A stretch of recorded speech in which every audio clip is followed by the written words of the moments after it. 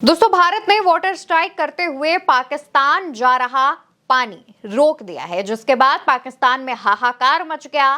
पाकिस्तान के कई इलाकों पर पानी रोके जाने से काफी ज्यादा असर पड़ा।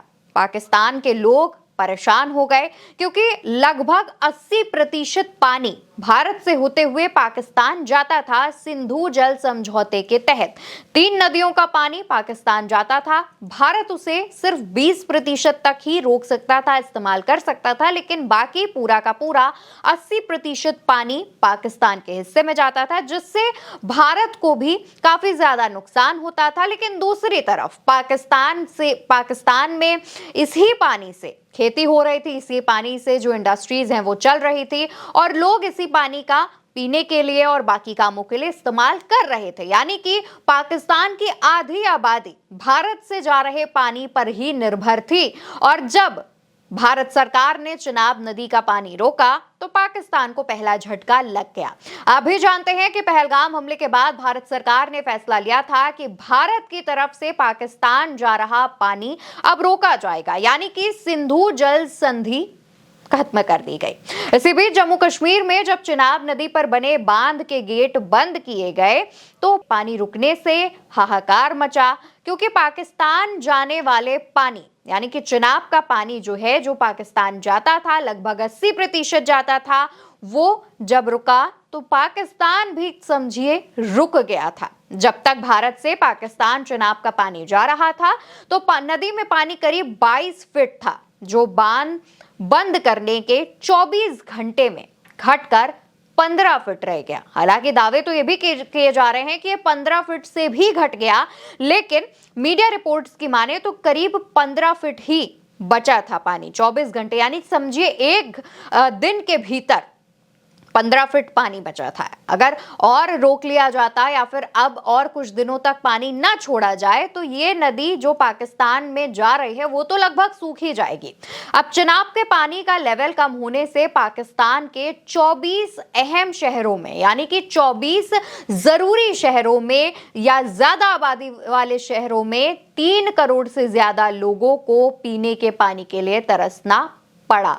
जी हाँ, चिनाब नदी का पानी रोकने से 3 करोड़ लोगों को उसका इफेक्ट पड़ा। हालांकि इफेक्ट बहुत ज्यादा नहीं देखा गया, क्योंकि जब भारत की तरफ से पानी बंद किया गया तब भी पाकिस्तान में जाने वाली चिनाब नदी में पानी था।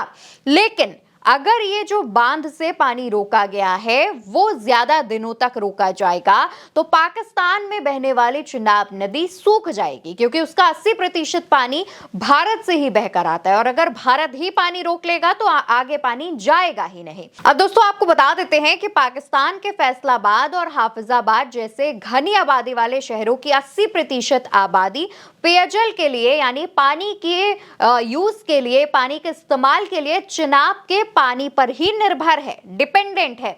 अब आशंका जताई जा रही है कि भारत के इस कदम से खरीफ की फसलों के लिए पानी में 21% की कमी आएगी।